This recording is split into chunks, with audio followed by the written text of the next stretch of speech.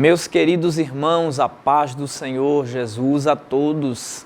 É um prazer estar com você em mais um programa EBD na web. Seja muito bem-vindo à nossa programação. É um prazer, é uma alegria ter você conosco para podermos juntos compartilharmos sobre a palavra de Deus e desta feita nas revistas de escola bíblica dominicais para jovens. Você que está chegando hoje, você que ainda não conhece o canal, seja bem-vindo e tenha a alegria de fazer parte desta família conosco. Se inscreva em nosso canal, deixe o seu like, isso é especial para nós, é uma honra ter você conosco. Estamos hoje, queridos irmãos, em continuidade do terceiro trimestre de 2019, da revista para jovens, que fala sobre a carta do apóstolo Pedro. Nós temos hoje a lição de número 5, onde nós vamos estar estudando sobre conselhos valiosos para a vida cristã em família. Um dos temas que o apóstolo Pedro teve o cuidado de incluir nas suas cartas devido a, como vimos no início do trimestre, é a questão da defesa destes temas de grande relevância.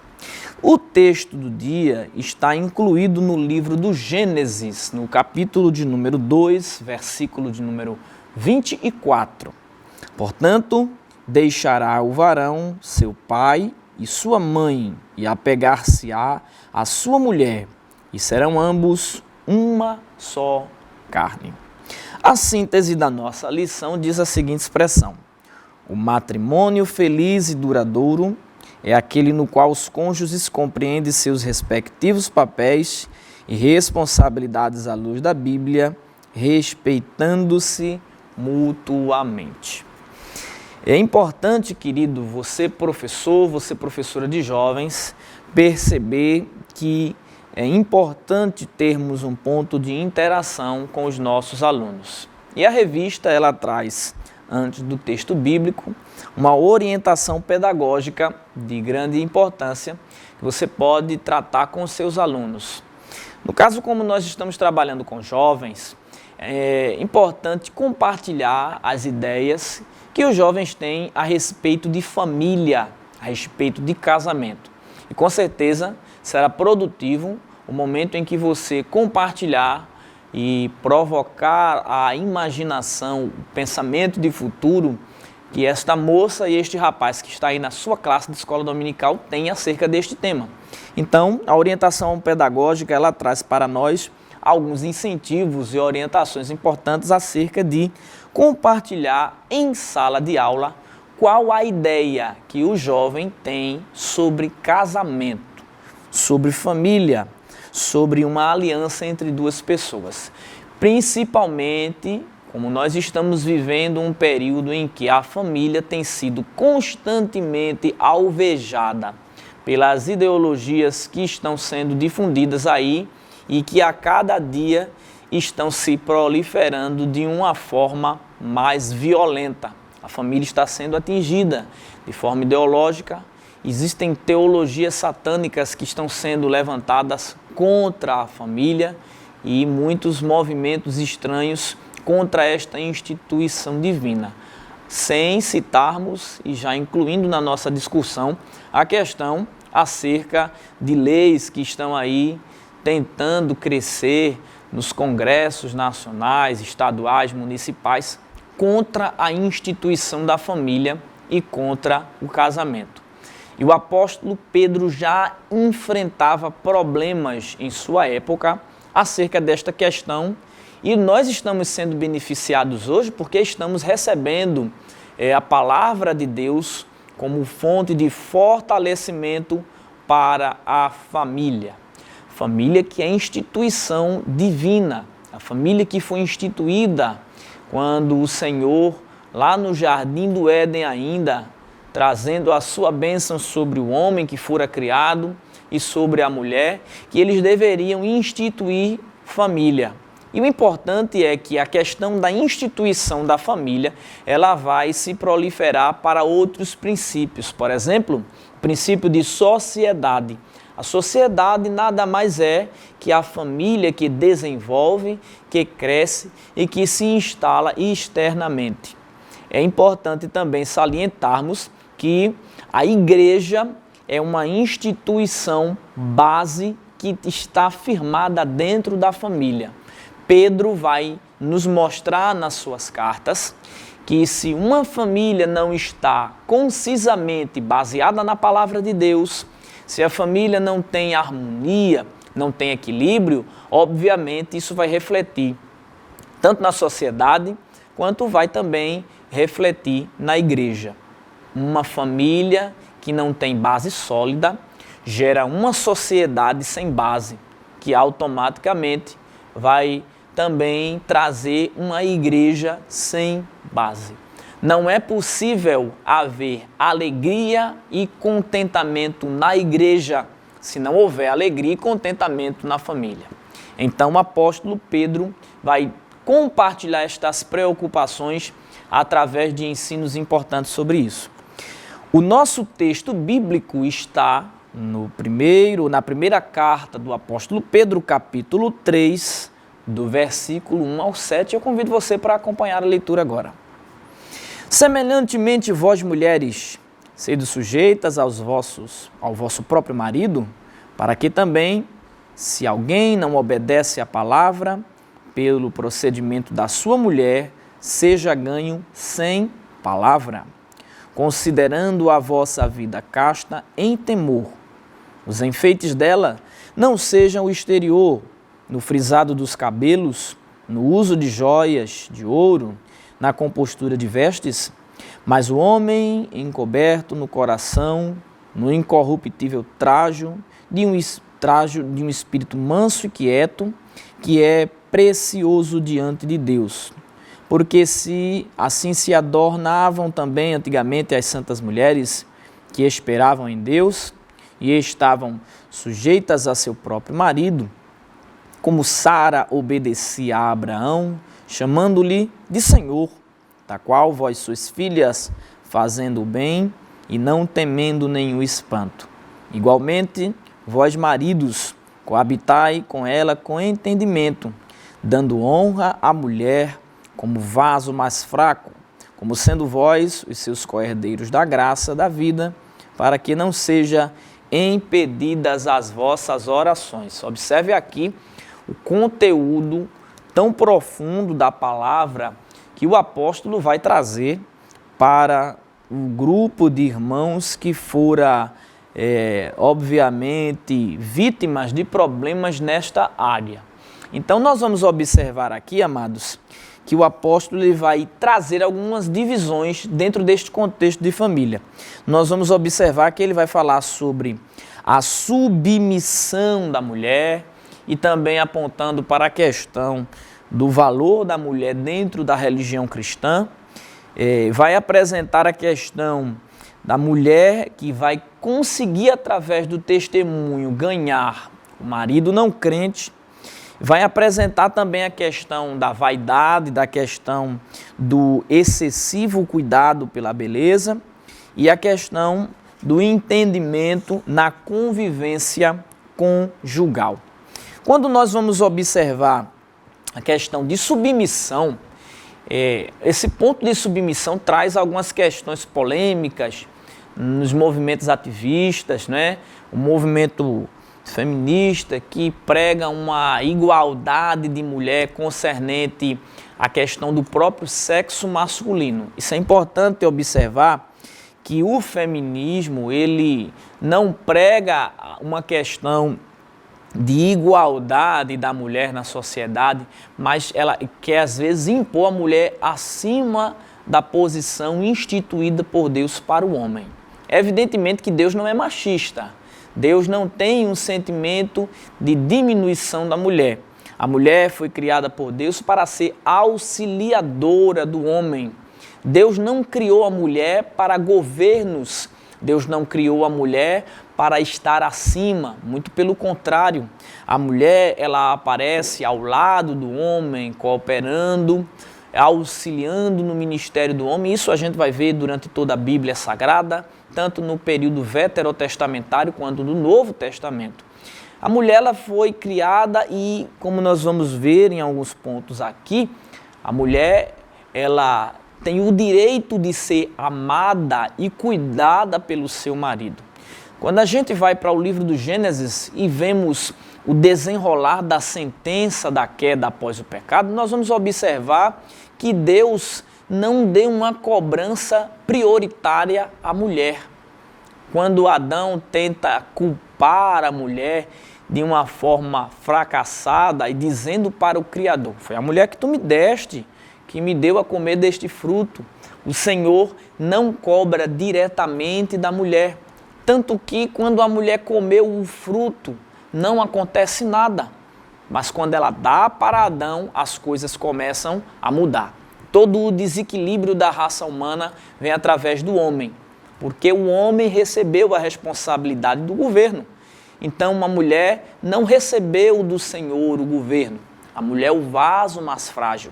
A mulher tem que ser cuidada, amada e protegida pelo varão, que é o provedor. Então, o apóstolo Pedro, como em outras referências bíblicas também, defendem a questão do governo dado a Deus pelo homem. Nós vamos ver isso em 1 Coríntios, capítulo 11, versículo 3. Também na carta que Paulo escreve aos Colossenses, no capítulo 3, verso 18.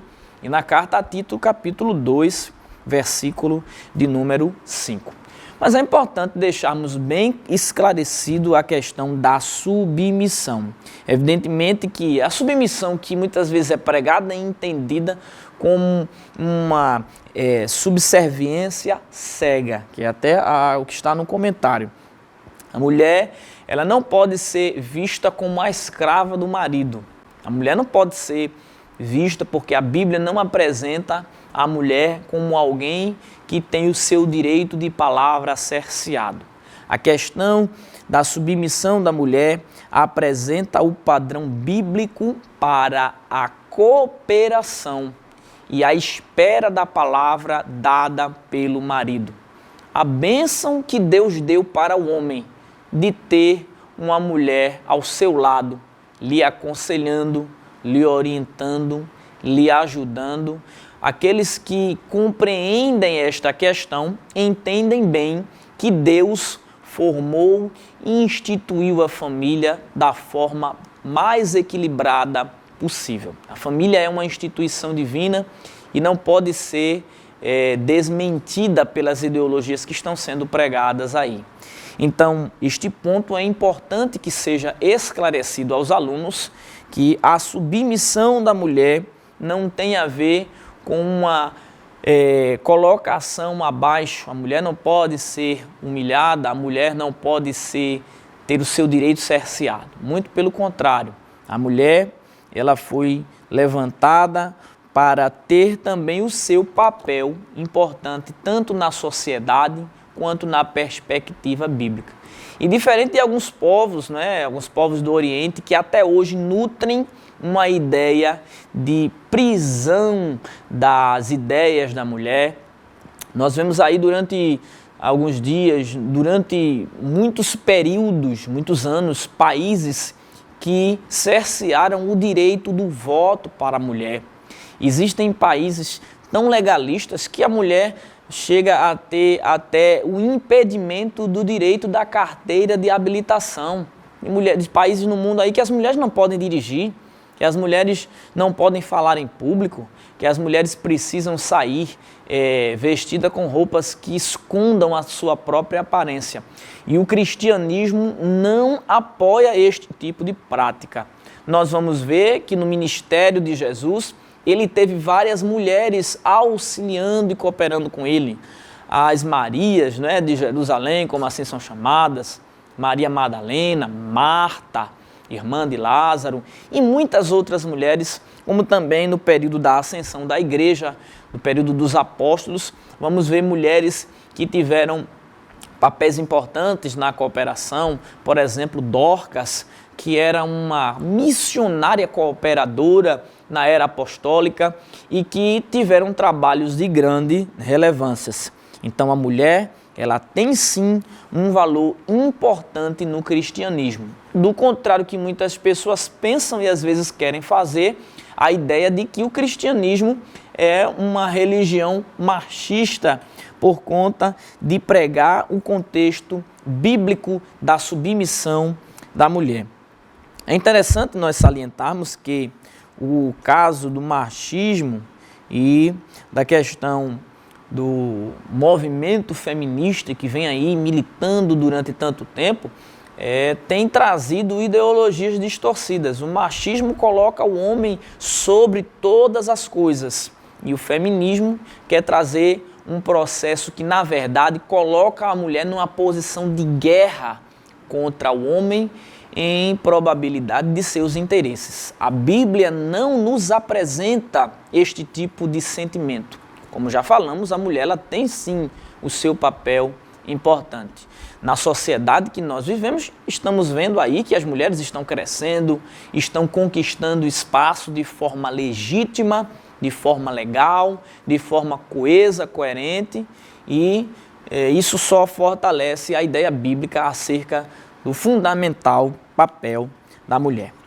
Quando nós vamos observando, o apóstolo ele vai citar para nós a questão das mulheres que se convertiam ao cristianismo e que começavam a ter problemas, choques, principalmente com os maridos. Quando a gente vai para a história, a gente vai ver que na conduta romana, na época, quando os homens eles se convertiam a uma nova religião, por serem eles os maiorais de dentro de casa, eles tinham, na verdade, autonomia de conduzir toda a família para fazer parte desta religião. A gente vai observar este ponto de vista quando encontramos em Atos dos Apóstolos, capítulo 16, aquele homem que, após todo o movimento do terremoto que houve na libertação do apóstolo Paulo e de Silas, o carcereiro, quando ele se converte a Cristo, o texto vai mostrar para nós que ele trouxe toda a sua família para confessar a fé cristã e reconhecer que o Senhor Jesus Cristo era o seu Senhor e Salvador. Quando isto vai para o lado da mulher, esta questão já é difícil. Algumas mulheres eram até forçadas, na época, a abandonarem as suas casas. Elas, muitas vezes, tinham que ficar dispersas porque não tinham o direito de promover a sua nova religião, observando dentro de um ponto de vista sociocultural. Então, era um problema que as mulheres enfrentavam e o apóstolo Pedro, ele teve a cautela e o cuidado de trazer uma palavra de consolo, de orientação, para que as mulheres não se precipitassem e que elas pudessem, através da sua conduta, de humildade, de modéstia, elas pudessem ganhar os seus maridos através do seu testemunho. Muitas vezes a conduta de vida, o testemunho de vida, que é uma pregação que fala muito alto para o mundo. Então as mulheres elas eram orientadas, né? O apóstolo teve essa questão de ganhar os maridos incrédulos através de perseverança, humildade, equilíbrio, né, de vida. Obviamente que a gente observa que esta é uma realidade dos nossos dias. Não estamos debaixo de uma servidão cultural, nós não estamos debaixo de um domínio político que imponha esta questão, mas quantas mulheres que têm a experiência de ter o contato com a pessoa bendita do Senhor Jesus Cristo e que muitas vezes os maridos não servem a Deus e que há ali um choque de realidade e que esta palavra ela pode ser propriamente incluída na realidade cotidiana.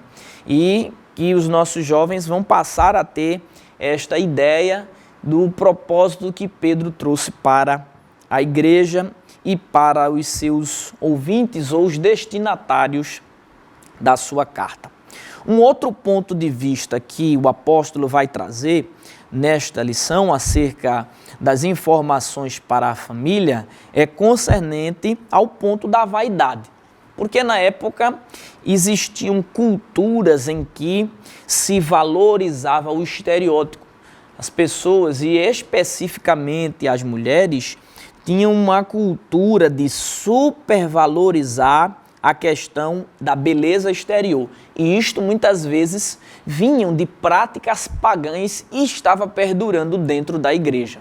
E Pedro teve a cautela e o cuidado de doutrinar as mulheres da igreja para que estas práticas oriundas do paganismo não se proliferassem dentro da igreja cristã, que estava em constante crescimento e ascensão. E nós vamos observar aí que o apóstolo ele vai citar, está incluso na nossa leitura bíblica, no capítulo 3, que o enfeite não deveria ser prioritário no uso de joias, de vestes, no frisado do cabelo, porque era importante valorizar a questão da beleza interior.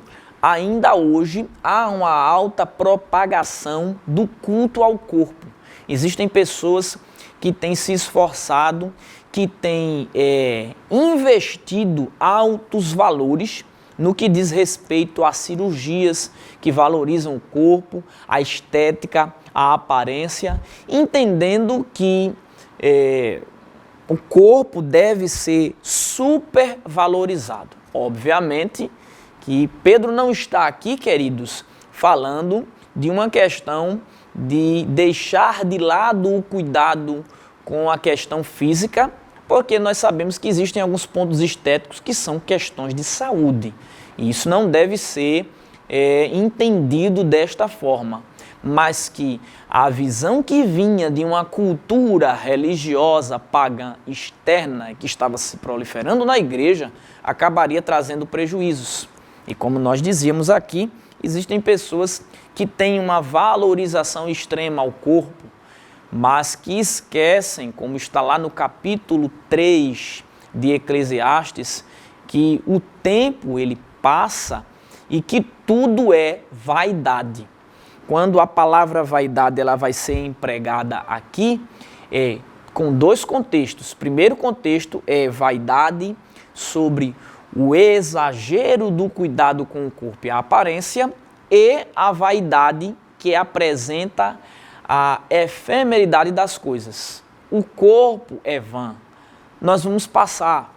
Se hoje você é um jovem que me assiste, daqui a alguns dias, o tempo vai passar para você, como está passando para mim e está passando para todos os outros. Tudo é vaidade, disse Salomão, e a beleza da juventude passa. E talvez este seja o motivo porque muitas pessoas estão se esforçando para se incluir em modificar a sua genética, a sua estética, a sua aparência de forma exagerada e desnecessária, que acaba indo de encontro aos princípios da palavra de Deus. Um outro ponto bastante importante que o apóstolo deseja deixar claro para nós é a questão do relacionamento conjugal saudável. E quando nós vamos observar neste ponto aqui, não só o apóstolo Pedro, mas até o apóstolo Paulo, na carta aos Efésios, no capítulo 5, do versículo 22 ao 28, vai trazer informações importantes acerca da saúde familiar. Isso vai remeter para o início do nosso comentário. Outrora falávamos aqui que é impossível haver uma família desestruturada e uma igreja estruturada. Se a família está desestruturada, a igreja também está. E o apóstolo vai trazer aqui, no capítulo 3, que as orações poderiam ser impedidas. Olha só que coisa importante, não é? A questão da espiritualidade, do relacionamento com Deus sendo imposto no relacionamento familiar, onde os homens deveriam respeitar, amar as esposas e mostrando para eles que eles deveriam valorizar a família, a questão da educação aos filhos. Isto é muito forte para o judeu, porque o princípio de educação para os judeus sempre foi muito forte. Nós vamos ver no Antigo Testamento, no livro de Levítico, Deuteronômio, Deus ditando para Moisés que a família deveria ter o hábito de sentar em casa para aprender a palavra, para ouvir a lei, para ouvir a doutrina, e propriamente dito, isto vai sendo reforçado pelo apóstolo nesta sua questão sobre a questão da convivência familiar. Você marido, você homem, respeite a sua mulher, ela é o vaso mais fraco, dê a ela a honra devida, dê a ela a proteção devida e necessária dentro do governo que você recebeu de Deus, porque afinal de contas, se você não tiver um relacionamento familiar equilibrado e saudável, você não tem um relacionamento saudável com o corpo de Cristo, que é a Igreja de Deus. Então, estes pontos aqui são os pontos voltados para a questão familiar, que eram também problemas que estavam se perdurando dentro da igreja na era do apóstolo. Parece que Pedro estava vivendo dos nossos dias e, inspirado por Deus, ele escreve deixando estas informações tão importantes e necessárias para até hoje nós também atentarmos para isso. Você que é professor da Escola Bíblica Dominical, tem esta missão de trazer a clareza destes fatos para os seus alunos e de trazer a ideia para eles acerca do que eles pensam no contexto de família. É importante trazer uma discussão saudável na classe, ouvindo o que os alunos podem contribuir neste conteúdo. Estamos aí em andamento para um trimestre glorioso que está nos edificando em cada uma destas lições. A Igreja de Cristo segue avançando e crescendo para a glória de Deus e sendo assim edificada através da contribuição das cartas que o apóstolo Pedro deixou para nós. A família é uma instituição divina e é preciso haver uma atenção especial para o que a Bíblia Sagrada fala sobre ela. Então, neste próximo domingo, você, professor de jovens, estará com a missão de difundir a mensagem bíblica sobre o valor da mulher, sobre a questão dos cuidados com a aparência e o bom relacionamento familiar. Uma família abençoada terá uma igreja abençoada. E tenha você uma escola bíblica dominical abençoada com os jovens que são seus alunos, que até o final deste trimestre estarão continuamente crescendo em graça e sabedoria para a glória de Deus. Que Deus abençoe sua vida, querido irmão, querida irmã. Continue nos acompanhando no canal, porque com certeza você será edificado pela palavra de Deus. A paz do Senhor. Que Deus abençoe a todos.